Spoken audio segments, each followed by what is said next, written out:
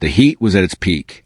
The afternoon sun poured straight onto the street, as if it intended to melt the concrete itself. The market lane was alive with its usual chaos. Shopkeepers shouting to attract customers, colorful fabrics swaying in the air, motorcycles weaving through traffic with blaring horns. But that day, in the middle of all that noise, a moment arrived that brought time to a halt. The girl stood in the middle of the road. She carried no weapon, no uniform, no visible symbol of power. Just simple jeans, a light jacket, her hair tied back. Yet there was something unmistakable in the way she stood, an unshakable confidence, as if she knew she would not take even a single step back. There was no anger in her eyes. What lived there was far more dangerous. The calm of someone who had seen enough, someone who did not need to shout, only to let the truth stand exposed. In front of her, right there in the center of the street, a U.S. Army soldier was down on his knees. He wore full combat uniform, dusty boots, insignia on his shoulders, every badge in its proper place. But the pride, the toughness, the authority usually etched into a soldier's face were nowhere to be found. His head was bowed. His hands covered his face, as if he were trying to hide from every pair of eyes watching him, or from the weight of the moment itself. People had gathered all around.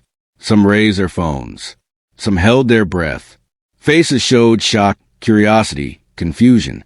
No one could quite understand what they were witnessing. Just moments earlier, none of this had existed. It had begun with something small, so small it would normally be forgotten before the day ended. The military unit was in the city for a joint training exercise. Unfamiliar streets, unfamiliar faces, unfamiliar languages. The soldier had been assigned to clear the road so a convoy could pass. He was trained for this, conditioned to follow orders. But training sometimes pushes humanity into background. He raised his voice sharp, clipped, commanding. Move out of the way. The girl turned around. There was no fear in her eyes, only a question. I'm leaving, she said calmly. Just a minute. But the soldier didn't wait. Maybe it was the heat.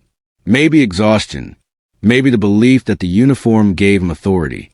He stepped forward and reached out, not violently, not aggressively, but enough for everything to change.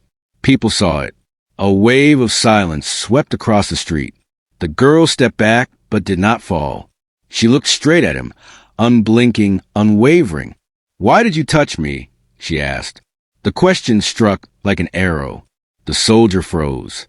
Training, orders, rules, all collided inside his mind. He could have said it was duty.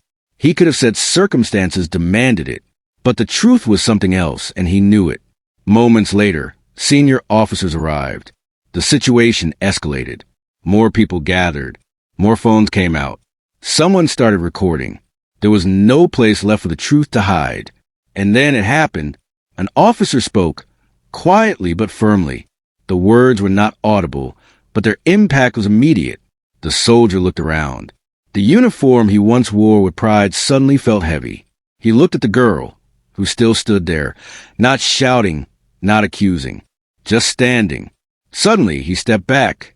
Then one knee touched the ground. Then the other. It felt as if the entire street stopped breathing. He bent forward, covering his face with both hands. This was not a performance, not a spectacle. This was a man breaking beneath the weight of his own mistake. People glanced at one another. Some stopped recording. Some stared wide-eyed. No one had imagined this would be the outcome. The girl watched him for a moment. There was no triumph on her face. No smile. No pride. Only a deep seriousness. She stepped forward, just one step. The soldier did not lift his head. Perhaps he feared what he might see in her eyes. Hatred, humiliation, rage. But none of that came. Stand up, she said. Her voice was soft, but not weak. This apology is enough. But remember this. Your uniform doesn't make you great. Your behavior does. Her words echoed through the crowd. No one clapped. No one shouted.